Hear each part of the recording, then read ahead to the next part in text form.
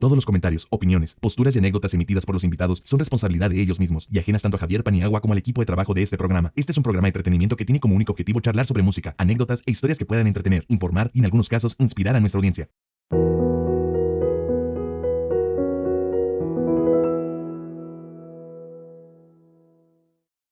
Familia, el día de hoy tenemos un grandísimo invitado en este episodio. Un cantautor a quien yo admiro mucho y tenía ya muchas ganas de hacer. Gran Abel Pintos. ¿Qué tal? ¿Cómo Querido te va? Abel, Gracias. bienvenido, ¿cómo estás? Muy bien. ¿Qué tal te trata México en estos primeros días? Siempre muy bien. El viaje anterior, después de una buena cantidad de viajes, me visitó Moctezuma, así que estuve como 2 días tirado fuera de juego. Te enfermaste. Pero bueno, pero está bien también, porque lo sentí, la verdad es que en parte lo sentí como una bienvenida también. Bien, ¿sabes? con la prueba de fuego. Sí, como generar anticuerpos y todo esto es importante también. Oye, ¿qué comiste, sabes? No sé, ni idea. Bueno, comer, viste, comimos de todo. No sé en qué momento sucedió. Pero bueno, está también una mezcla de todo. Esos días, esta visita está el clima más habitual, pero en esos días había como una ola de calor y la presión estaba rara también. Entonces fueron días extraños también incluso para ustedes, porque me contaban que no estaban acostumbrados a tanto calor y todo esto. Pero bueno, está. Para mí es importante, yo siempre me lleno la boca diciendo de que parte del éxito de alguna manera para mí es no solamente que las canciones se hagan parte de la vida de las personas de los lugares que visito, sino que también esos lugares que visito se hagan parte mío, en definitiva. Claro. Así que estuvo bien. Oye, a ver, y en ese sentido, a ver, ¿qué vida propia tiene la Ciudad de México para ti? Me imagino que llegar y ver ese monstruo en el avión es una locura, ¿no? Sí. ¿Qué representa como para ti en ese sentido?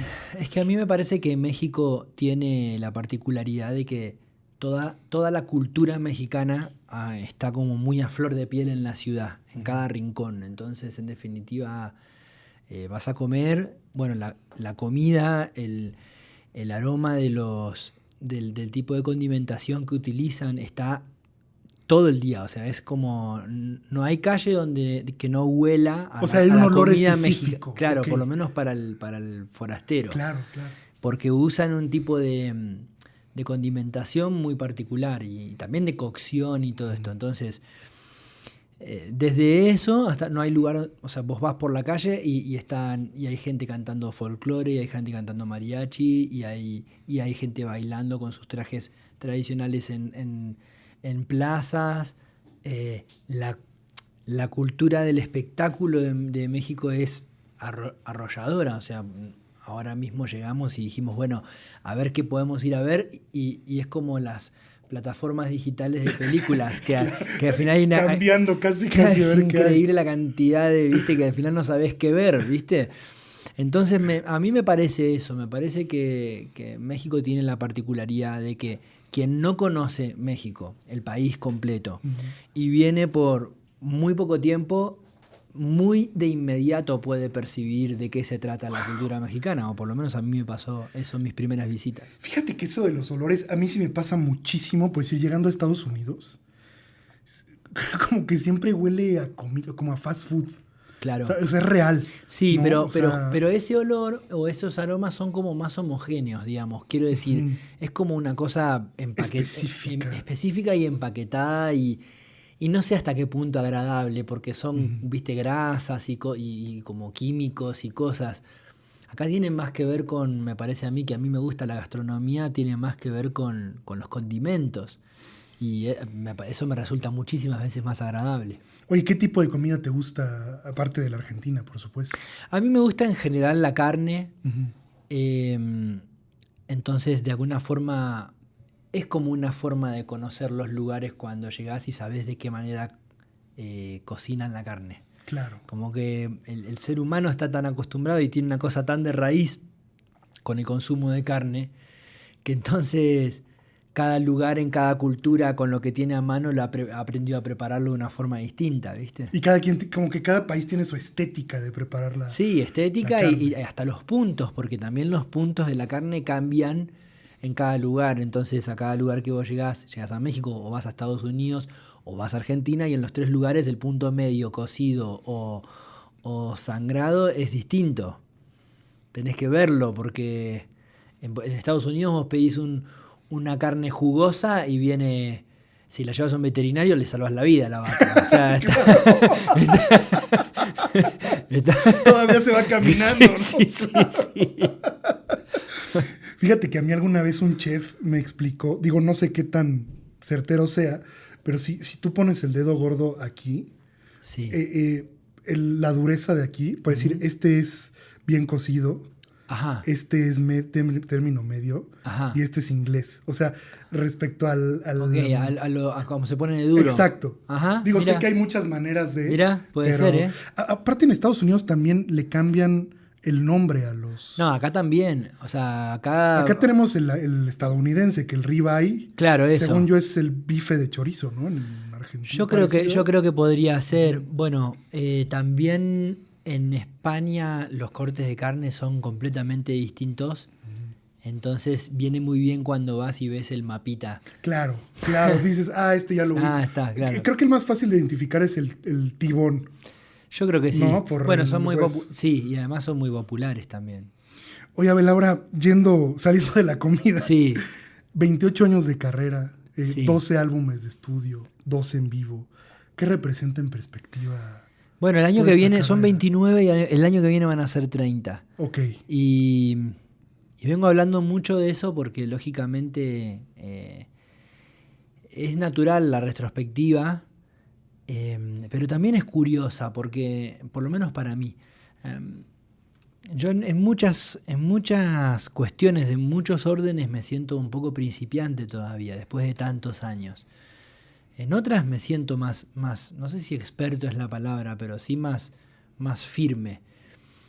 Pero de repente, por ejemplo, estar acá en México haciendo mi camino y haciendo conocer mi música y conociendo también, es muy del inicio de una carrera, digamos. Mi camino aquí en México está comenzando, entonces me siento un principiante en muchas cosas. Pero no dejo de tener estos 30 años recorridos y no dejo de tener vivido todo lo que viví y lo que sigo viviendo en Argentina y en Sudamérica, Argentina, Uruguay, Chile, Paraguay, Bolivia. Entonces, un poco pensando en todo eso, también llego a los 40 habiendo formado hace 5 años una familia con Mora, mi compañera, gracias. Y entonces quiero decir, todo eso me hace entender o pensar que prefiero ver estos 30 años como el final de una etapa y el comienzo de otra. Y me gusta ver todo de una perspectiva todavía principiante o de inicio, ¿viste? Me cuesta más reconocer todo lo que haya hecho, me cuesta verle el tamaño a lo que pude haber hecho, no es normal para mí pensar en eso. Entonces me dedico más a escuchar cuál es el tamaño que los demás piensan que tiene lo que hice, pero lo escucho también de una forma curiosa, tampoco me voy abrazado de eso a casa diciendo... Qué bárbaro. Para mí cada día tiene lo suyo y me gusta vivir así. Oye, Abel, y una duda. A ver, entre tantos discos y tantas canciones, puedes decir, cuando tocas canciones ya viejas, ¿te siguen representando o ya las tocas más bien por requisito? No, soy un músico de versionar mucho y versionar y reversionar mucho, porque me parece que cuando lo hago conmigo como cuando lo hago con canciones de otros autores, que también disfruto mucho como proceso creativo, lo que busco es traer esa canción a este universo de este tiempo presente, digamos, a todo lo que esté pasando dentro mío y a mi alrededor. Entonces soy muy de versionar mis propias canciones y eso me ayuda a que la canción diga lo mismo en la letra y en la música, pero en el fondo esté también diciendo lo de ahora, lo que me está pasando en este preciso instante. Oye, Abel, ahora estamos en una era de la industria de la música en donde la música que tú haces de una u otra forma va en contra de las modas. Me parece a veces, lo hablaba con Diego Torres el otro día, que me parece a veces un acto de rebeldía. la música de cantautor hoy en día, ¿no? ¿Qué sentimiento tienes de estar en una industria compitiendo contra géneros que son muy diferentes al tuyo? La verdad yo no veo a mí me cuesta ver la música como una competencia, ¿viste? Pienso que cada música hace su propio camino, como cada músico hace su propio camino. También pienso que desde que la música es una industria, siempre hubo como por mínimamente dos caminos o dos formas de hacer música. Una forma que quepa en los estándares de esa industria y otra forma en la que quepan todas tus ideas y tus sentimientos y el que conecte con eso bien y el que no, también. Esa otra segunda forma no siempre, no en todo momento encaja en los estándares o no siempre se puede abrir paso en los estándares. Claro. Pero yo lo veo, siempre lo vi de esa manera, pero no lo veo como un conflicto, no veo un conflicto ahí, porque al final, una u otra manera, son formas de hacer, de crear arte, algún tipo de arte. Y yo no creo que exista nadie capaz de juzgar qué forma está bien y qué forma no, porque al final las cosas tienen que ver, especialmente en la música, con cómo resuena en cada persona. Entonces la música en sí mismo, aunque existan ciertos estándares de la industria de la música, pero del lado del público es imposible estandarizar. Claro. Porque cada ser humano es un universo distinto y a cada quien le va a resonar cada cosa de distinta manera y a lo largo de su vida además, porque todos hemos escuchado música comercial, entre comillas, en determinado momento de nuestra vida. Y contra todo pronóstico, en otro momento de nuestra vida terminamos escuchando, no sé, música clásica, qué sé yo. O incorporando música clásica, mientras seguimos escuchando la llamada música comercial o qué sé yo. Entonces, para mí siempre fue como, ya te digo, como curioso toda esta división. Es una división más razonable o intelectual y por tanto discutible que otra cosa. En mi corazón, música es música y se trata de cómo le llega al otro y de qué siente el otro y de qué sentís vos cuando lo haces. Es que justo yo te comparto, este año saco mi libro, voy a hacerte llegar por favor, una copia. Y justo parte de la tesis que no logro descubrir y seguramente no lo haré nunca, es porque la gente cataloga la música que es buena y la música que es mala. Me parece algo bastante limitado decir que algo es bueno y algo es malo. O sea, porque, a ver, si tú vas con un músico académico, pues podría decirte, ¿sabes qué? El pop no es bueno porque no cumple estos estándares. Y así, sucesivamente, podemos ir género tras género. ¿Por qué tú crees que hacemos esta comparativa siempre entre los géneros? Me parece que ante la imposibilidad de reconocer y de terminar de conocer nuestra naturaleza, en todo sentido, como seres humanos y como seres divinos, entonces tomamos el otro camino, que es de tratar de complicar lo máximo que podamos las cosas, para quedarnos con la satisfacción de que lo que no entendemos no lo entendemos por complicado. Por eso dicen que el humano solo sabe construir o destruir, ¿no? Claro. Pero la verdad es que no. Yo no sé por qué catalogamos tanto, pero también me parece que catalogamos todo, ¿viste? También me parece que todo necesitamos catalogarlo para el lado del bien o para el lado del mal. El bien y el mal son conceptos que nos han inculcado mucho y que hemos aprendido de memoria, y está tan aprendido y tan automatizado que por momentos es muy difícil pensar que uno pueda llegar a la raíz de aquello. Abel, ¿cómo está construida tu espiritualidad? ¿En qué crees? ¿En qué basas esa parte de tu vida? Creo en Dios. Cuando menciono Dios, probablemente haya quien, o sea, cada quien pueda hacer de eso una imagen distinta. Habrá quien pensará en un señor con barba que vive en el cielo, y habrá quien pensará en una resonancia energética creadora de todo y que vive en todo constantemente. Me inclino más hacia ese lado. No tengo una concepción de Dios dogmática de alguna forma. Fui bautizado por mi familia como apostólico, como católico apostólico romano en esa iglesia, en ese dogma. Y la verdad es que a través de ese dogma entré en contacto con determinados conceptos iniciales que me sirvieron de punto de referencia, para bien o para mal, de lo que después fui construyendo como sentimiento propio o como fe propia. Por tanto, no reniego de aquello. Claro. Sencillamente no soy ortodoxo a la religión bajo la que fui bautizado.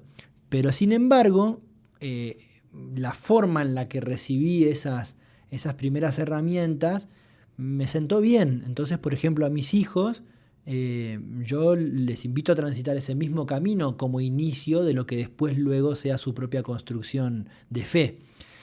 Te decía que creo en Dios. También venero y me siento conectado con determinadas imágenes de seres humanos que fueron iluminados, como la Virgen María o como Jesús.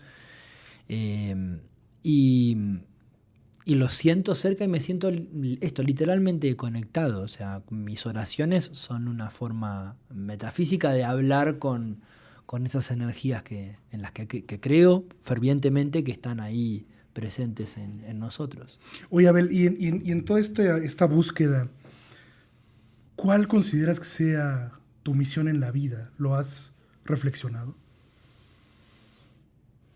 Sí, he reflexionado al respecto y creo que termino por entender, por lo menos en esta etapa, que aquello de la misión también es algo.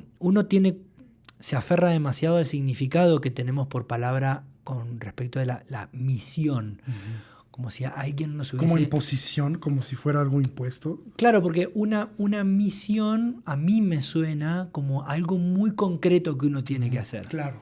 ¿No? O una forma muy concreta de hacer aquello. Y yo considero que a veces una persona puede pasarse una vida entera sin saber cuál era esa misión y al mismo tiempo llevándola a cabo.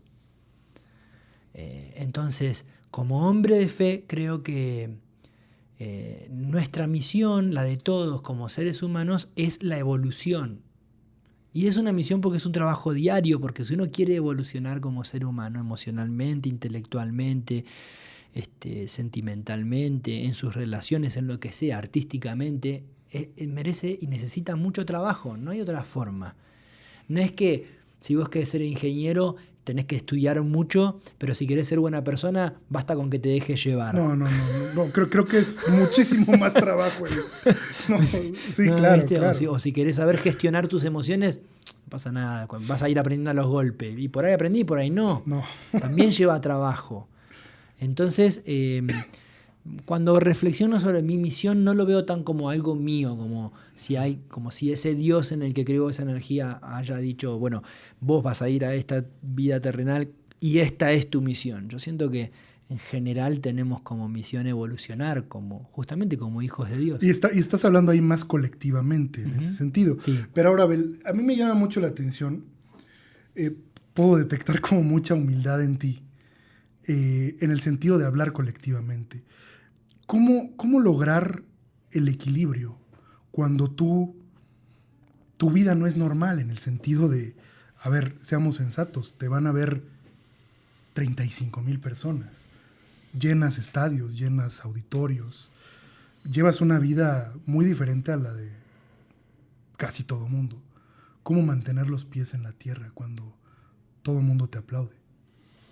Yo no puedo asegurar que siempre haya mantenido o que mantenga constantemente los pies en la tierra. Al contrario, también me parece parte de la naturaleza del músico estar un poco volado constantemente, porque aprendemos, hace 30 años que trabajo con algo metafísico, que es el mundo de las ideas, de los sueños, de la música, de las emociones.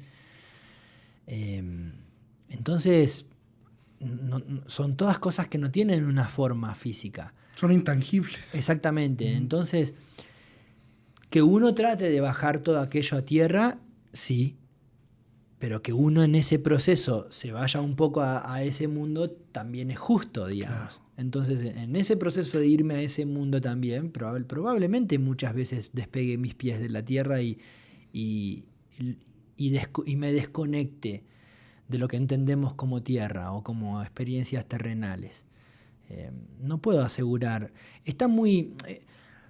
a mí me gusta separar la idea de la humildad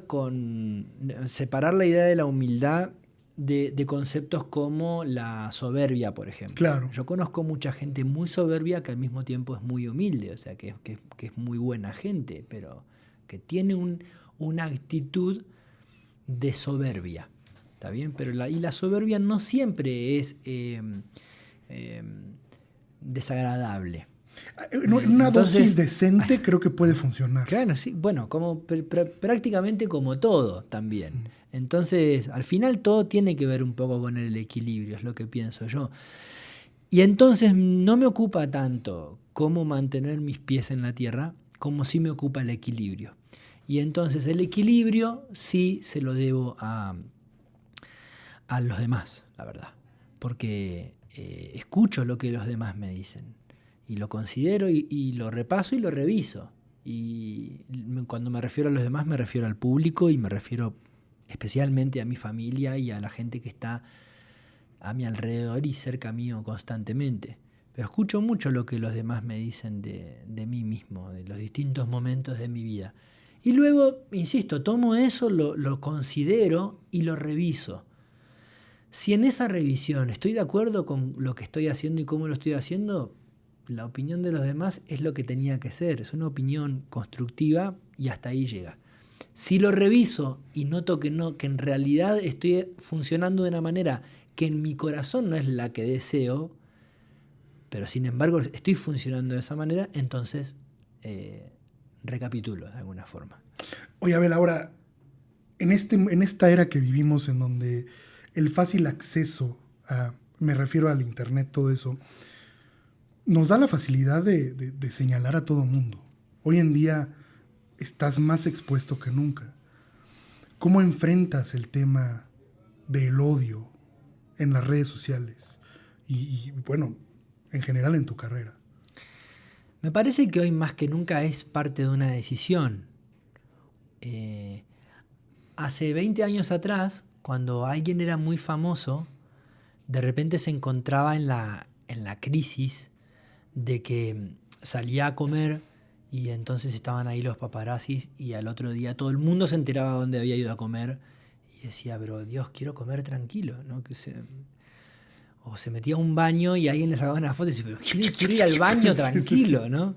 Hace 20 años atrás. Hoy nosotros nos sacamos la foto en el baño. Yo no. ¿Me entendés lo que te digo? Sí, entiendo, claro. Digo, no, sí. Vas totalmente. al baño en un restaurante y te sacas la foto contra el espejo y está, me parece bárbaro. Pero lo que quiero decir es que a cada juego las reglas de cada juego. Entonces, hoy cada quien tiene el nivel de exposición hasta cierto punto que elige tener. Entonces luego está siendo responsable también de estar entrando a una red, justamente. Vos fíjate, ¿no? Son redes. Y en toda red, vos te atrapa. Toda red te atrapa. Y toda red tiene una continuidad infinita. No estoy diciendo con esto que esté bien el odio. El odio no está bien en ningún orden, ni en ninguna situación. Pero lo que sí estoy diciendo es que no respecto de recibir odio, no lo apruebo de ninguna manera. ¿Cómo convivo con él? No le doy importancia, lo dejo a un lado porque entiendo que es odio, es una energía que no tiene que ver conmigo, por tanto la rechazo todo lo que puedo. A veces me afecta, obviamente, pero sin embargo lo trato de mantenerlo a raya. Ahora, lo que sí estoy diciendo es que no vayamos a un extremo del odio, pero sí de la opinión. ¿No? Entonces, ¿por qué opinan de si me corté mi cabello? Porque vos te subiste una foto para decirles, ¿les gusta mi corte de cabello? Vos lo preguntaste. Sí, porque de una u otra forma, de facto, lo subimos por aprobación. Y aparte porque en general no tiene que ver con las redes solamente. En general, lo que los demás opinen es opinión de los demás, no va más de ahí. Ahora, cuando esa opinión está cargada de odio, insisto, ya tiene que ver con otro asunto y es horrible y uno tiene que tratar de mantenerse lo más fuera de ese juego. Digamos. ¿Te ha pasado? Es lo que yo pienso. ¿Te ha Sí, pasado? claro que me ha pasado. Mira, el año pasado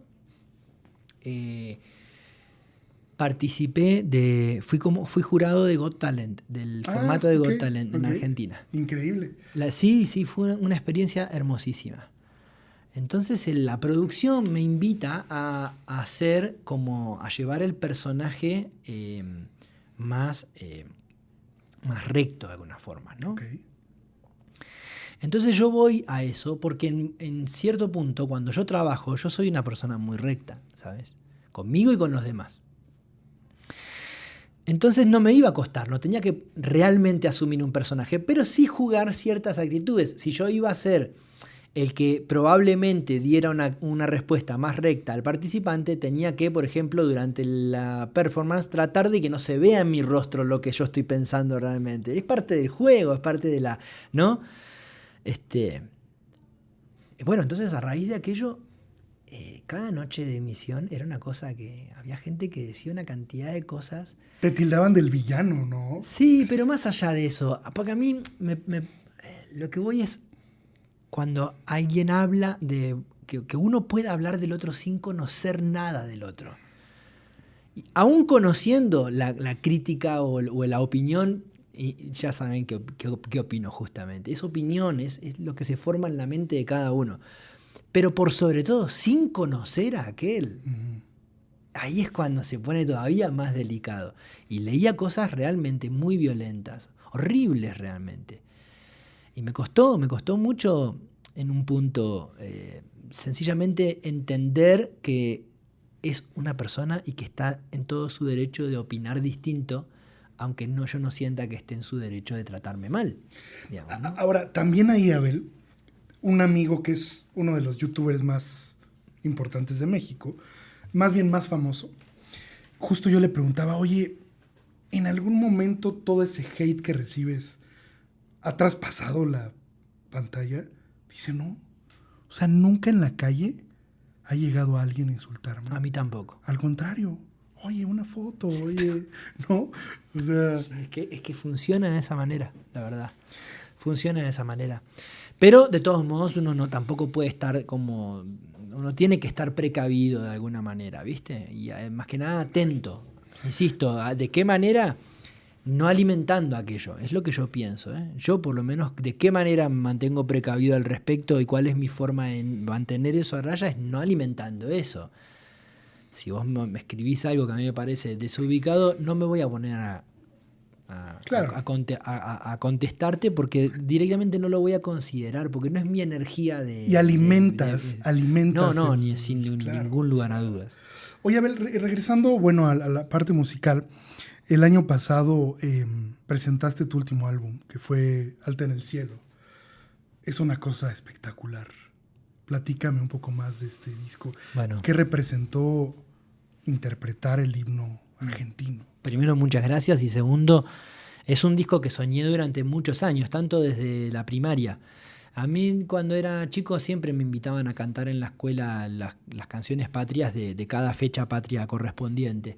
Y a mí me gustaba mucho, no solamente porque me gusta cantar, sino porque me gustan las canciones, me gustan cómo están escritas, me gustan sus textos y me gustan sobre todo sus desarrollos musicales. Siempre me parecieron buenas canciones. Pero me enseñaron a mí como a millones de toda una generación que son canciones que vos tenés que sacar de una vitrina para ese día, sí. Las cantás y las regresás ahí, sí. No las podés utilizar en otro momento. Y yo nunca lo sentí así y me daba mucha pena. Entonces, hace un par de años me propuse hacer este disco. No para versionar las canciones patrias argentinas, sino para sencillamente darles un refresh, digamos, de audio.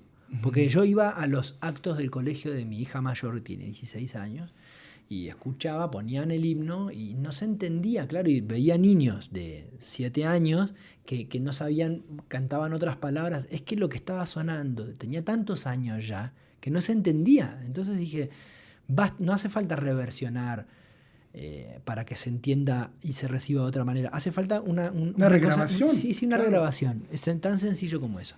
Ya hacía 25 años se había hecho la última y entonces decidí hacerlo. Lo pensé en formato de orquesta sinfónica sencillamente porque es la orquesta sinfónica, desde mi punto de vista, la formación madre de la música en el mundo, ¿no? Fuera de las músicas tradicionales y autóctonas, quiero decir. Entonces, instrumentalmente están todas esto es lo que quiero decir, instrumentalmente están todas las frecuencias cubiertas con una orquesta sinfónica. Entonces lo hicimos de esa manera. Fue un poco un trabajo arqueológico porque también decidimos utilizar los arreglos originales, entonces fuimos en búsqueda a los distintos institutos que tienen las partituras originales, estuvimos enfrente de una partitura que tiene más de 100 y pico de años, wow. O sea, fue todo un recorrido muy lindo.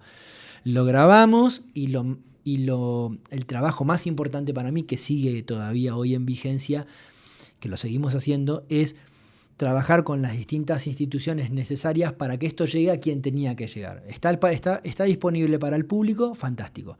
Pero lo que queríamos era que esto llegara a las escuelas y las instituciones educativas. Claro. Bueno, lo hicimos llegar a más de 70.000 de distintas, tanto públicas como privadas y de distintos niveles, digamos, desde jardín hasta universidad.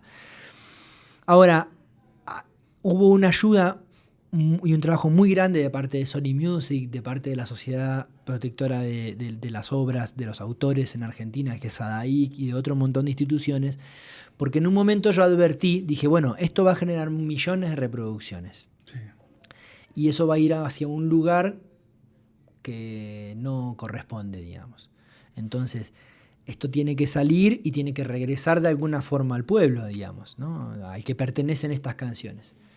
Entonces, ahí Sony nos ayudó a hacer un enormísimo trabajo y logramos articular legalmente todo de manera tal de que todo lo que reproducen estas canciones en plataformas digitales de audio y de video entra a una institución en Argentina que es a través de la UBA, que es la Universidad de Buenos Aires pública, y se canaliza y va directamente a donación de la Facultad de Medicina, digamos, de la UBA, que tiene 3 instituciones públicas muy importantes, médicas, ¿no? Entre ellas hay clínicas y el ROFO, que atienden a público en general, pero uno de ellos se especializa en la atención oncológica infantil.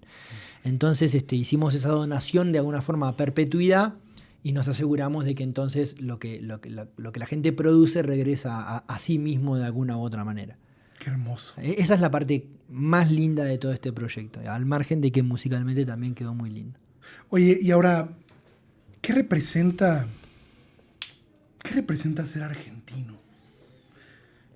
Me parece que son un pueblo sumamente apasionado y muy apegados y muy amantes de sus tradiciones. Sí, es una buena lectura la que haces y me parece que ser argentino es una mezcla de eso. Somos un pueblo muy, a ver, ¿cómo decirlo? Con nuestras raíces muy todo está como muy en carne viva en Argentina, desde mi punto de vista. Porque todo está hace no tanto tiempo, es un país muy joven. Entonces, cuando mirás para atrás, desde cualquier lugar, desde lo político, desde lo histórico, desde lo cultural o desde lo musical, todo está ahí. Está ahí. No está a 600 años para atrás. Entonces, por decirte una cosa, Gardel, ¿no? Que no es argentino, pero que identifica mucho el tango y la música argentina, y que hizo giras y que estaba en Argentina, digamos, que pasó mucho tiempo allá, es una figura enorme, pero no está a 300 años. Sí, no es como Beethoven, Mozart, claro. Eso te iba a decir. Sí, claro. Está ahí.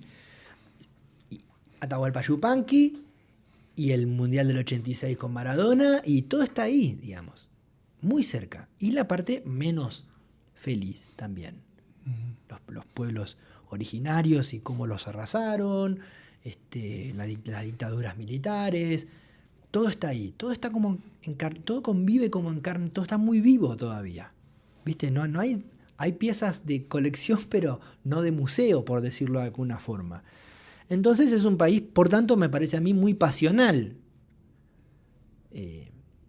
Somos muy pasionales de nosotros mismos, de todo lo que es nuestra cultura y de cómo hacemos a esa cultura también. Abel, hoy en día, a ver, digamos, obviamente relacionado a tu carrera, pero también extramusical, ¿con qué sueñas? ¿Cuáles son tus sueños hoy en día? En gran parte, yo sueño para mí y para mi familia. Entonces, en definitiva, muchos de mis sueños tienen ya mucho que ver con mis hijos, realmente.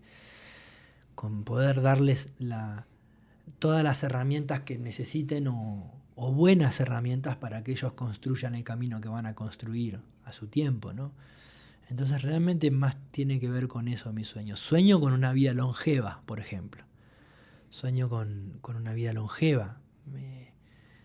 Quiero ver crecer a mis hijos, quiero ver si ellos tienen hijos al mismo tiempo y si así lo deciden y si así les toca, los quiero ver.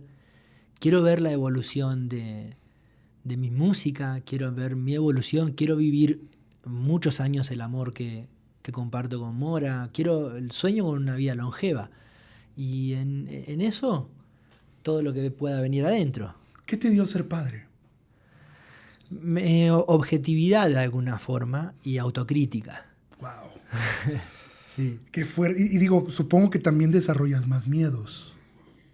No me dio tanto por los miedos, no me dio tanto por los miedos. No. Fue el contrapeso más por las alegrías.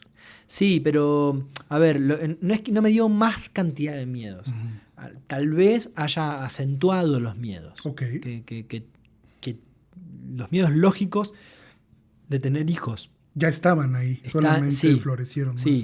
Sí. Entonces, me dio objetividad y autocrítica porque lo primero que hice lo primero que me pasó cuando decidimos formar una familia con Mora, que también lo decidimos con Guille, nuestra hija más grande de 16,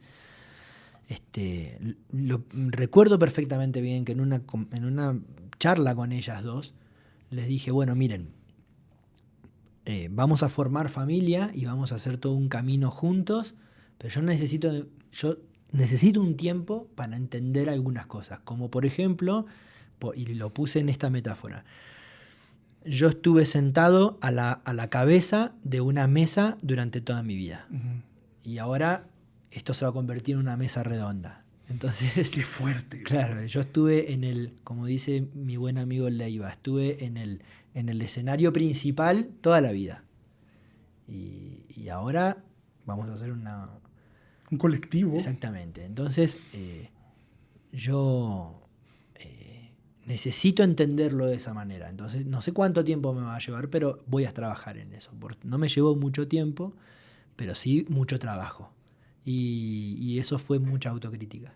¿Cómo tomas tus decisiones? ¿Cuál es el proceso de reflexión? ¿En qué te refugias para ser objetivo? Bueno, al ser un hombre de fe, muchas cosas las pongo en oración. Y cuando las pongo en oración, hay algo en el proceso de orar, como en el proceso de meditar o de sencillamente hacer silencio, que es que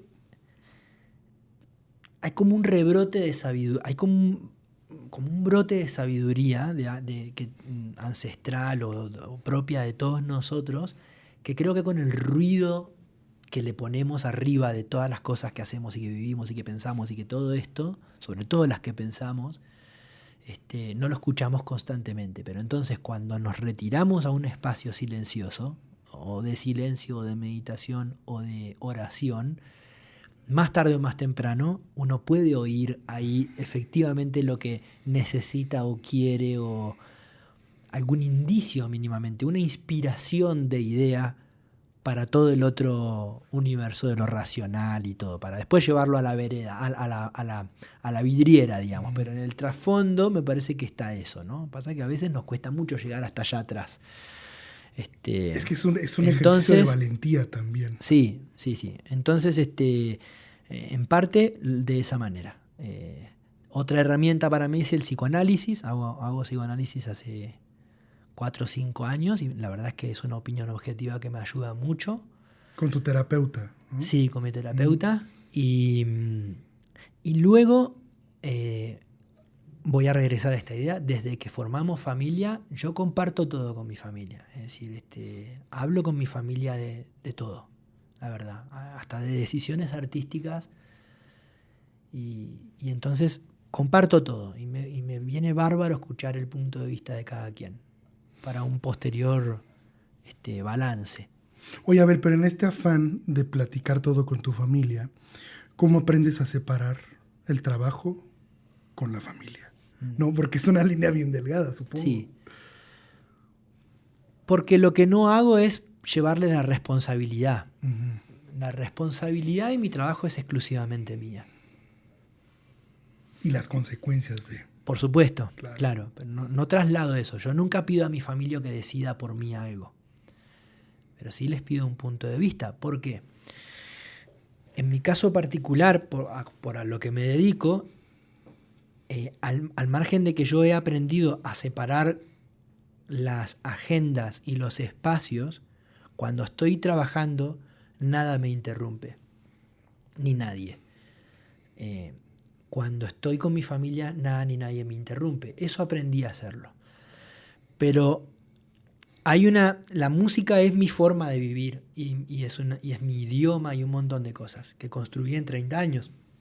Entonces, hay una parte de mí en la que inexorablemente hay música y hay una parte de mi música en la que inexorablemente estoy yo. Entonces, hablar con mi familia o mis amigos muchas veces de un asunto de trabajo es hablar de un asunto emocional, es hablar de la parte emocional, de tengo que decidir tal cosa. Bueno, y me preguntan ellos, ¿cómo te sentís al respecto? Me siento de esta manera. Entonces ellos acompañan en definitiva al hombre que después va a ese trabajo y toma esa decisión. Entonces la responsabilidad y las consecuencias son un asunto mío. Oye, Abel, naces en Bahía Blanca. Tengo entendido que es una provincia de Buenos Aires, ¿no? Es una ciudad de la provincia de Buenos Aires. Una ciudad de la provincia de Buenos Aires. Correcto. ¿Cómo fue tu infancia? ¿Cómo se vivía en Bahía Blanca en aquellos años?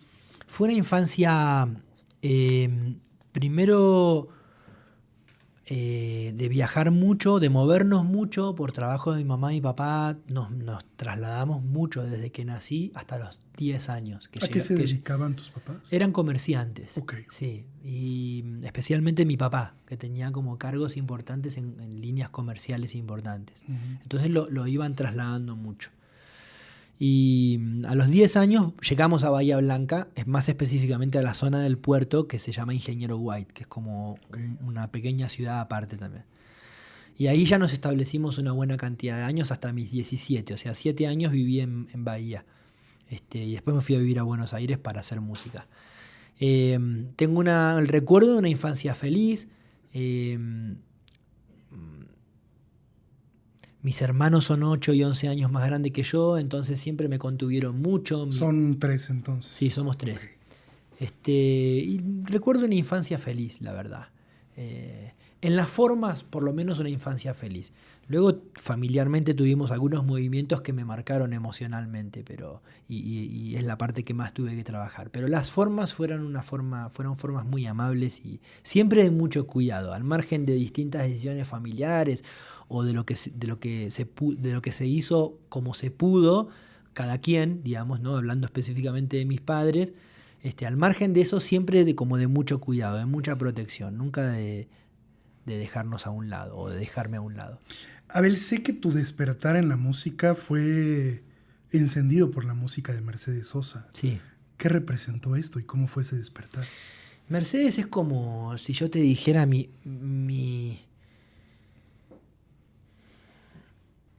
es mi voz, de alguna forma, ¿sabes? Yo no canto como Mercedes ni nunca lo voy a hacer. Quiero decir, es mi voz, es quien habló por mí. Es mi primer voz. Es la voz de mi infancia, justamente. Como tu representante. Sí, es quien podía hablar de lo que yo no podía hablar. Literalmente. Durante muchos años nunca fui tímido. Siempre fui muy extrovertido como niño. pero me costaba poner palabras a sentimientos. Entonces, por ejemplo, cuando yo quería explicar el miedo o terror, ponía Sueño con serpientes de Silvio Rodríguez cantado por Mercedes. Por supuesto, yo siendo un niño no entendía el trasfondo político de la metáfora de la canción. Pensabas en la serpiente. Lo que pensaba era una serpiente que se estaba comiendo a animales, personas. Sí, claro. Es que si la ves literalmente. Claro, es terrorífico. Sí, claro. Entonces, yo no sabía cómo decir tal cosa, ponía una canción. La buscaba, rebobinaba o adelantaba la cinta y ponía una canción. Y mis padres entendían qué me estaba sucediendo. Entonces, durante muchos años, hasta que yo formé mi propia voz de poder decir mis cosas, voz emocional, quiero decir, Mercedes fue mi voz. Ella hablaba por mí, literalmente. O sea, tus sentimientos los interpretabas a través de canciones. Claro, pero a través de las canciones que interpretaba Mercedes Sosa, específicamente. Porque también escuchaba, por ejemplo, Roberto Carlos. Pero, sin embargo, en mi vida usé una canción de Roberto Carlos para ejemplificar lo que me estaba pasando. Oye, ¿y conociste a Mercedes? Sí, la conocí y incluso tuve el honor de grabar con ella. ¿Cómo fue la energía de estar con ella? Digo, no me imagino alguien que estuvo en los momentos más vulnerables de tu vida, más tarde encontrarse cara a cara, ¿no? Lo más difícil para mí era no emocionarme, no desbordarme de emoción, porque me sensibilizaba mucho ella, justamente.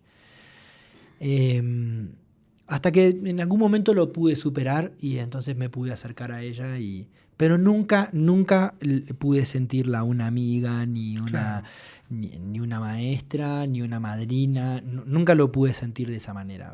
Estaba en otra liga para mí. Es que es algo más espiritual. Era como una especie de deidad, claro. Pero además Mercedes tenía esa energía era una de estas personas más cercas a un chamán que a otra cosa. O sea, tenía una energía era como una persona que uno sentía que lo supiera todo, de todos los tiempos, aunque haya vivido el tiempo terrenal que vivió. Pero es como si, entonces, vos podías escuchar algo que ella decía y podías opinar completamente lo contrario, pero sin embargo lo que decía o cómo lo decía estaba cargado de una energía de sabiduría que sencillamente opinabas distinto y punto. Nada más. Es que hasta en la expresión facial era paz. O sea, no la conocí, yo nunca. Por supuesto, hay mucha gente en común que sí la conoció. Pero a mí me evoca paz. O sea, como que siento que es de esas personas que te podía tranquilizar con un consejo, ¿no? Sí. Yo pienso que a mí lo que me pasaba era sentir que la forma, el tipo de dolores que tuvo que atravesar en su vida y la forma en que los tuvo que atravesar, normal o muchas veces postergados, dolores postergados, porque en tal momento no se podía permitir ese dolor, entonces tenía que seguir adelante. De hecho, la gran enfermedad que ella tiene de grande se llamaba depresión enmascarada, o sea, enorme cantidad de llantos no llorados, de duelos no dolidos, o procesados. Entonces, eso le daba una cosa para mí adusta, como de concentración, como de haber aprendido a estar muy concentrado y muy conectado consigo mismo para poder sobrellevar todo eso. Eso es lo que a mí me provocaba. Otro personaje importante en tu carrera fue Raúl Lavie, ¿no? Sí. Él, de una u otra forma, podríamos decir que te descubrió en una cuestión de mercado. Claro. ¿Qué representó él? Bueno, la lección más importante, primero cuento esto. Primero, esto sucede que Raúl Lavie, cantante de tango y de muchos géneros, pero de comedia musical, un gran artista y muy completo, pero gran referente del tango también en Argentina, da un concierto en un teatro en el que yo trabajaba siendo niño. Trabajaba informalmente, de dar una mano en el grupo de personas que mantenían el teatro. A cambio de que cuando hubiera conciertos me dejaran estar en la trastienda, en las conferencias de prensa, en las pruebas de sonido para aprender. En una de esas conferencias de prensa se brindaba un servicio de catering a todos los periodistas y al artista, y entonces yo estaba sirviendo ahí comidas típicas de puerto, porque hay un puerto en Ingeniero White, mariscos y estas cosas. Un periodista me ve sirviendo y le dice a Raúl Lavie: ese es nuestro cantor local.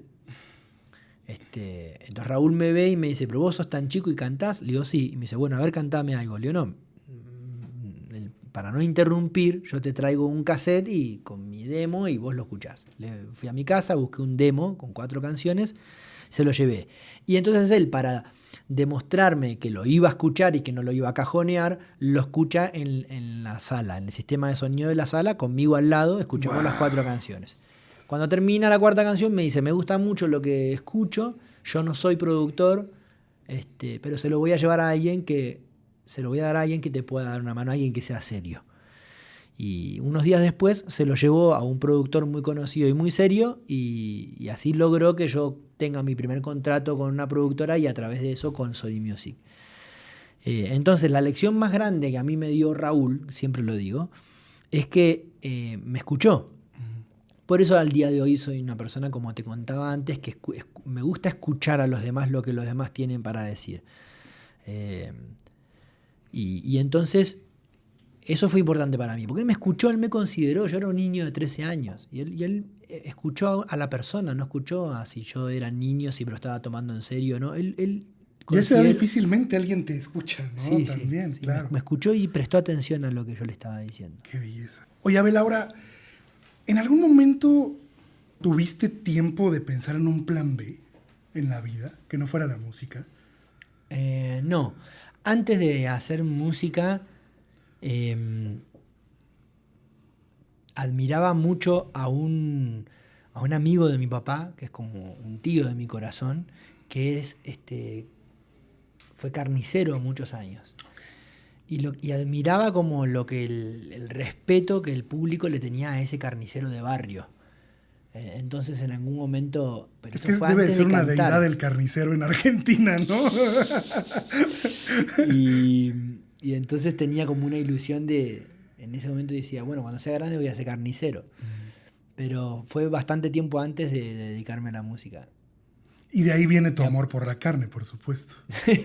Sí, me gusta, la verdad que me gusta. Pero no, me gustaba, la verdad es que no tiene tanto que ver con eso, sino insisto, con el tipo de vínculo que la gente tenía con él y él con la gente. Me parecía muy como admirable. Pero a partir de haber empezado a hacer música, a cantar específicamente, no, nunca pensé en un plan B. Oye, en ese momento de Raúl Lavie, ¿te mudas ahí a Buenos Aires? A los 17 años, no. Un poquito 4 después, años más 4 tarde. años después. Sí, a los 17 me fui ya a Buenos Aires. ¿Cómo fue moverte a Buenos Aires y pues estar lejos de familia? Y esa fue probablemente la decisión más difícil que haya tomado en estos 30 años. De una incertidumbre muy grande con la que en ese momento no sabía lidiar. Hoy sé lidiar de otra manera con las incertidumbres, tengo otras herramientas, pero en ese entonces no. Entonces fue muy, muy difícil. Era incertidumbre total. Yo no iba a Buenos Aires por un trabajo en particular. Íbamos a ver qué hacíamos y cómo hacíamos cada día. Así que me fui con mi hermano. Contábamos con un apoyo importante que era el de, aunque era un artista de los que no vendía ni generaba demasiado, el equipo de Sony Music me apoyaba bastante, me contenía. Y lo mismo el productor que tenía en ese momento, Piti Ñurrigarro. Entonces, cuando tenía dudas o lo que sea, tenía a quién acudir. Pero luego, bueno, a trabajar de lo que se pudiera y a buscar el sueño. ¿En qué trabajos tuviste en lo que, bueno, vivías al 100% de la música? ¿O cómo fue tu proceso de vivir? Uno de nuestros trabajos, digo nuestros porque en esto Ariel, mi hermano mayor, claro, es mi cómplice y compañero desde el primer día de música hasta el día de hoy. Y vivíamos, los dos nos fuimos a Buenos Aires y vivíamos en un departamento que alquilábamos lógicamente muy chiquitito, muy cerca del shopping del Abasto, para los que conozcan Buenos Aires, un lugar icónico. Y era un departamento muy pequeño y un día este productor que teníamos tenía unas góndolas, no sé si le llaman ustedes góndolas, pero como unos muebles donde se ponían los discos, abateas, unas abateas de estructuras de hierro en unos supermercados. Había hecho un acuerdo durante muchos años con un supermercado, entonces vendía determinados discos en esos supermercados. Y en un momento el deal se terminó y él pretendía venderle ese modelo a otra cadena de supermercados y no tenía dónde guardar esas estructuras. Y nos dice, ¿ustedes no conocen de alguien que tenga un galpón o algo? Sí, nosotros tenemos un galpón. Ah, sí, en realidad tenemos un lugar muy grande en el que pueden caber perfectamente. Bueno, fenómeno, les voy a pagar tanto por tantos días, por tantas... de bodega, ¿no? De bodega. Bueno, fenómeno. Y las metimos a como pudimos en nuestro departamento. Vivimos por semanas, ¿qué se digo semanas? Por meses enteros, pasando así entre las cosas. Pero con eso pagaban también. Pero bueno, eso nos dio muchos meses de creatividad. Oye, Abel, y ahora, en tu carrera, ¿en qué momento ya empieza a suceder algo y ya completamente te dedicas a eso? Bueno, en el mientras tanto de esa bodega que improvisamos, como yo empecé muy de chico y mi primer disco lo grabé a los 13 años, yo tenía un nombre muy conocido. No era convocante ni vendía discos, pero tenía un nombre conocido. Entonces, sí teníamos trabajo muy cada tanto, pero teníamos conciertos, salían conciertos y agarrábamos el auto y nos íbamos hasta donde sea. Hemos pero manejado cantidad de kilómetros. Argentina, sí, claro. Sí. Ahora, recién en el año, esto es para el año 2001. 2001 más o menos. 2001 nos fuimos a Buenos Aires, en ese año específicamente. En el año 2004 grabo un disco que tiene con mis canciones. Yo hasta ese momento era intérprete. Y en el 2004 grabo canciones que yo había escrito. Ya empiezas como cantautor ahí. Sí, okay. y el primer single que sacamos es un éxito. Y entonces a partir de ahí, en el 2004, empezamos a trabajar y a vivir de la música. Y ya no tuvimos que ocupar ningún otro trabajo. Ya no rentaron su departamento. No, devolvimos aquellos artefactos y nos quedamos de hecho, nos mudamos a un departamento más cómodo. Oye, Abel, y ahora, ¿cómo fuiste comprendiendo el negocio de la música? Porque es algo muy complicado, ¿no? Es muy complejo. ¿Cómo lo entendiste? En los últimos años, con la tecnología, una de las cosas que ha sucedido es que todos somos empresarios de todo lo que hacemos. Pero eso no tiene demasiados años funcionando de esa manera. Hoy tenés que aprender a ser empresario de todo. Lo cual me parece, por un lado, muy divertido y por otro lado, muy complejo. Entonces, en un momento, yo acepté que mi conocimiento del negocio de la música iba a ser limitado. Pero para eso confío en quienes confío.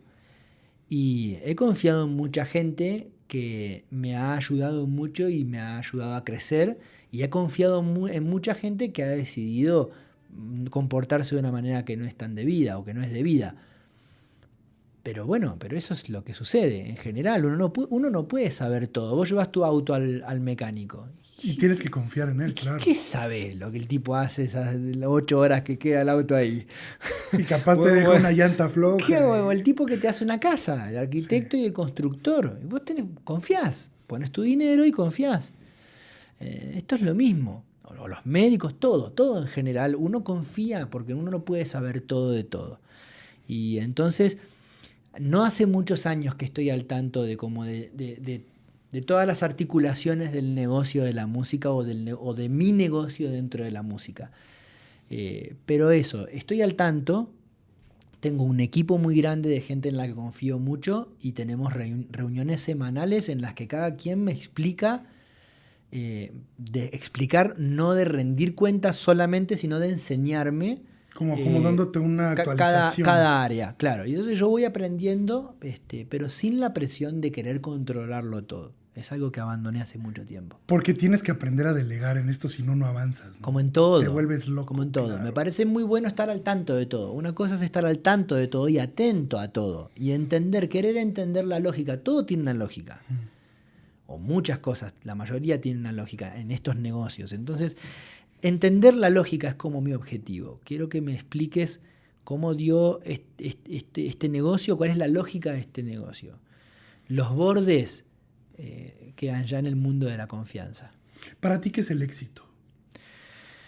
¿Cuál siento yo que es mi éxito? ¿O qué es el La éxito en general? definición del La éxito. definición del éxito.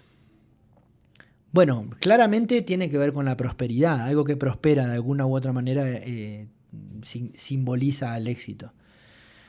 Pero para mí el éxito está más en de qué manera prospera eso. Es decir, cuán de acuerdo está esa prosperidad con las bases de sentimiento y de pensamiento de quienes la hacen prosperar. ¿Cuál es la conexión? Ahí me parece, ese equilibrio me parece que es en gran parte el éxito. Entonces, y por ponerlo en un ejemplo personal, cuando yo era un niño me propuse cantar todos los días de mi vida, si era posible todo el día. Y eso es lo que hago hace 30 años. ¿Te salió? Claro, entonces ese es mi éxito. Luego está la prosperidad de ese éxito. Cómo con ese éxito personal hago que además sea próspero y me permita vivir. Que esa es la consecuencia. Claro, sí, ¿No? correcto. Pero al mismo tiempo es, entonces, yo quiero cantar, de qué forma quiero cantar y qué quiero cantar. Y entonces, si yo logro que eso sea próspero comercialmente o en la industria de lo que hago, el éxito es absoluto. Pero yo en lo personal, una decisión mía es no ponerme a disposición de cualquier forma para el éxito. La forma es muy importante para mí. Oye, Abel, ahora, además de grandes canciones, además de tu forma de cantar, ¿crees que también jugó la suerte en el éxito de tu carrera? Sí, claro. Siempre hay momentos de suerte, por llamarlo de alguna manera, necesarios. Sí. Sí, porque considero que sí. Como que estar en el punto exacto con el público esperando a alguien como tú. O sea, porque yo siempre pienso, a ver, ahí, y te lo digo abiertamente, seguramente en Argentina ahorita deben de haber 10 cantautores quizás más talentosos que tú. Pero al final del día tú fuiste el que conectó porque llegó en el momento exacto a cubrir esa necesidad. Sí, ahí no estoy tan de acuerdo de que tenga que ver con... Yo no creo que ahí esté el golpe fortuito. ¿En el talento? No, en eso de el momento preciso, Okay. y que otro okay. No llegó a ese momento preciso. ¿En qué crees que radique? En mi caso, por ejemplo, en cruzarme con personas de un nivel de integridad altísimo, Uh-huh. que fueron pilares en mi vida. Entonces, eso es una suerte. Que al final del día esas personas construyeron tu carrera. Claro, pero eso es una suerte, encontrarme con ellos, ser su amigo, ser su artista apadrinado, fue un golpe de suerte.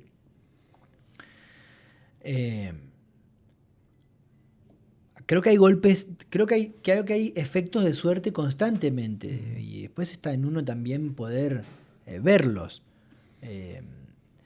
Pero bueno, en mi caso la suerte tuvo que ver con eso. A mí no me pasó nunca de que una canción me cambie la vida o que un show me cambie la vida. Mi vida se fue construyendo, pero sí hubo personas que me cambiaron la vida. ¿En algún momento dudaste de tu talento? No. Nunca dudé de mi talento, porque mi talento, yo no considero que cantar sea mi talento o que hacer música sea mi talento. Yo considero que mi talento es saber... A ver, soy un buen productor de mi vida, digamos. O sea, ¿Como un mensajero? No, como saber producir mi vida. Okay. Yo supe producir mi vida. Entonces, yo supe en distintos órdenes, en el musical y en lo personal. En el musical yo supe convertirme en el cantante que yo quería ser. Y en lo personal, yo supe convertirme en la persona que yo quería ser para mi mujer y para mis hijos. Mi mujer y yo celebramos el día que nos conocimos como fecha especial. Ese es nuestro aniversario, porque los dos reconocemos que el día que nos conocimos es el día que nos enamoramos. Sin embargo, no es el día que comenzamos nuestra historia. Muchos años después comenzamos nuestra historia. Y en ese proceso de tiempo, yo necesitaba convertirme en el hombre que necesitaba ser para ella y para lo que viniera con ella. Y te tardaste creo que 6 años, ¿no? Sí, y lo logré. Felicidades. Entonces, gracias. Entonces quiero decir, mi talento está... Yo me considero un tipo talentoso en eso, en ver una forma y encontrar el camino y la manera de construir eso y hacerlo tangible. Y entonces eres un visionario. Bueno, puede ser, en parte puede ser. Sí, que a ver, todo artista debe de tener una visión de su propia carrera, ¿no? Oye, Abel, ahora, el día de hoy, ya para ir cerrando, ¿cuál consideras que ha sido el reto más grande de poder sobrellevar una carrera musical? El reto más grande.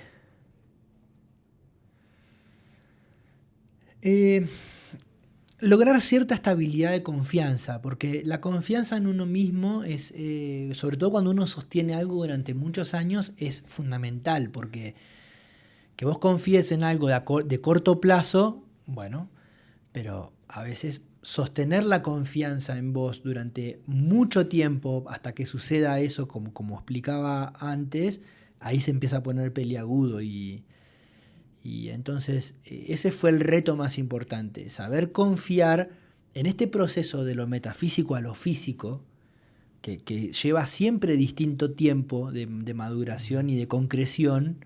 A veces es más inmediato, a veces es muchas veces más largo. Es mantener la confianza, yo confié en aquello y se terminó. Es una firma de un contrato un poco de la confianza con uno mismo. Lograr cierta estabilidad de confianza. Digo cierta porque cada tanto me pasa de perder la confianza. Porque es humano también que Por lo supuesto. pierdas de pronto. Pero entonces, cierta estabilidad, que sea lo más estable posible esa confianza, fue, creo yo, el desafío más grande. Oye, Abel, ¿cómo se dio? Cantaste en la boda de Messi, ¿no? Sí. ¿Cómo se dio eso? ¡Qué locura! Lionel quería regalarle a Antonella la sorpresa de que yo cantara una canción que a ellos les gusta mucho, que se llama Sin Principio ni Final. En el momento de la boda, no en la fiesta, en la ceremonia. Entonces, la productora del evento me llama y yo declino porque tenía una gira en España. Esa gira se suspende, reprogramamos y sumamos ciudades en Argentina a la gira. Una de esas ciudades era Rosario, la ciudad donde se casaron. Y de hecho ellos son de ahí, ¿no? Sí, exactamente. Entonces, me voy a Rosario a hacer promo de mis conciertos y la productora me contacta y me dice, vimos que estás en Rosario promocionando conciertos. Les cuento, sí, reprogramamos la gira de España, bla, bla, bla. Y me dice, bueno, ahora que querés retomar, sería genial, porque ahora la sorpresa sería también para Lionel, porque Lionel lo que tiene es una respuesta negativa primero. Sí, Leo supo que ibas a estar de que yo no podía.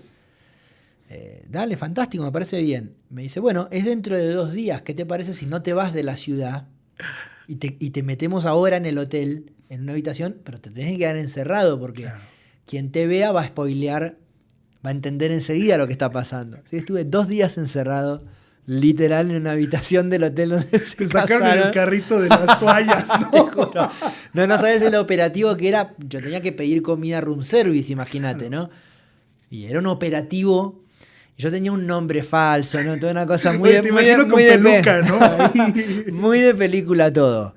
Y entonces, bueno, finalmente en la ceremonia, cuando terminan ellos de unirse, o cuando los terminan de unirlos, entonces empecé a cantar la canción y de hecho a ellos les costó un ratito de enterarse que era yo el que la estaba haciendo en vivo, digamos. Oye, ¿cómo es Messi como persona?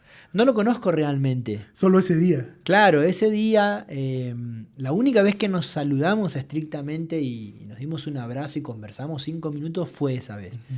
Después otras veces, cuando yo hice esto de los himnos, por ejemplo la AFA, lo que hizo fue oficializar mi versión del himno en los eventos AFA.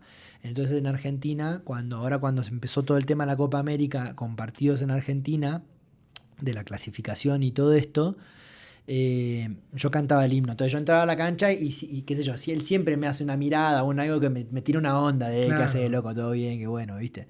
Pero nunca nos volvimos a ver. Yo realmente compartí 5 minutos de mi vida con él.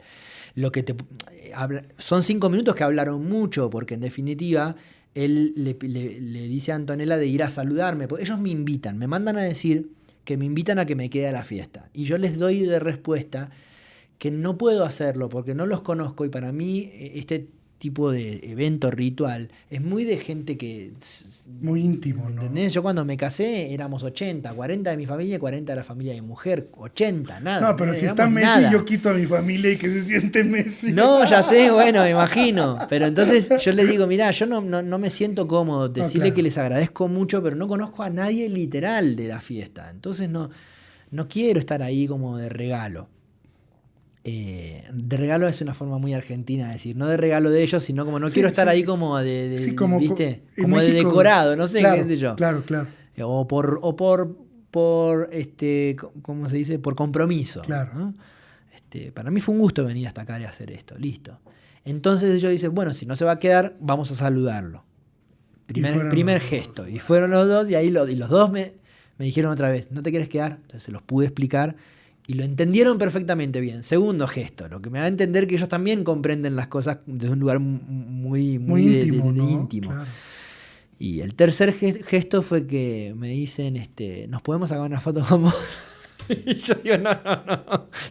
Yo me quiero sacar la foto con Eres ustedes. la primera persona que conozco que Messi le pide una foto. No fue Lionel estrictamente, fue Antonella, pero que por algo son marido y mujer, la verdad. Son iguales en ese sentido. Son dos personas de otro planeta en ese sentido. Y aparte tú eras más bien la sorpresa de Antonella, no de Messi. Oficialmente sí. Claro. Así que bueno, fue un lindo momento, lo guardo en mi corazón con mucho cariño. Oye, Abel, y ahora, ¿qué sigue en tu carrera? Vienes a México, obviamente, estás consolidándote aquí, estás entrando a México. ¿Qué otros planes tienes? Literalmente mi idea de este año fue que a partir de este año iba a empezar a hacer tiempo en mi agenda cada año para venir a pasar tiempo a México. Es decir, pasar tiempo promocionando un single como en esta oportunidad, promocionando un concierto como será mi próxima visita, que creo que en abril o mayo vamos a hacer un concierto, entonces mis próximas visitas serán de promocionar un concierto, haciendo camps de composición o pasando el tiempo en México. ¿Por qué? Porque yo soy taurino y como todo buen taurino, como todo buen toro, necesito un lugar firme. Este es mi lugar, este es mi rodeo, este es mi tierra, mi terreno. Argentina es mi terreno para todo Sudamérica, así funcionó. Entiendo mi aniversario número 30 de la música, como te decía, como el inicio de una etapa nueva. Uh-huh. Ese inicio es trabajar de manera más seria mi música en el mundo. Llevar mi misión musical de alguna forma ahora es, o mi sueño es llevar mi música al mundo. Pero necesito para ese mundo un hogar, ¿sabes? Un lugar desde donde salir. Como un headquarter, ¿no? Para de ahí. Y yo deseo que ese lugar sea México. Entonces lo tengo de conocer. No solamente me vengo a dar a conocer, también vengo a conocer México. Vengo a generar ese tipo de vínculo energético, emocional y artístico también. Entonces lo siguiente es pasar tiempo en México y en otros países desarrollando mi carrera, mientras mantengo mis giras y mi conexión con mi hogar de nacimiento, que es Argentina. Argentina, Uruguay, Chile, Paraguay, Bolivia. Sudamérica. Sí, Sudamérica es tu terreno. Mi terreno, exactamente. Entonces quiero venir a México para que desde México poder crecer hacia otros países. Pero no únicamente desde el mercado de la música, sino espiritualmente. Exactamente. También, claro. Tener un lugar que yo lo sienta como mi hogar y donde ojalá me sientan también como parte de ese lugar. Así que eso es mi futuro. Abel, pues bienvenido a México. Gracias. Eres un tipazo, de verdad, qué gran plática. Muchas gracias. Lo mismo digo, me encantó. Muchas gracias. Charla genial. Por abrirte, por expresarte.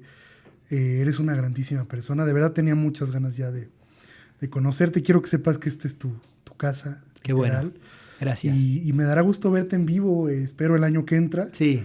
Y deseo que México te dé muchísimas cosas más, hermano. Gracias. Bendiciones Muchísimas a todos y gracias. Gracias, Abel. Igualmente.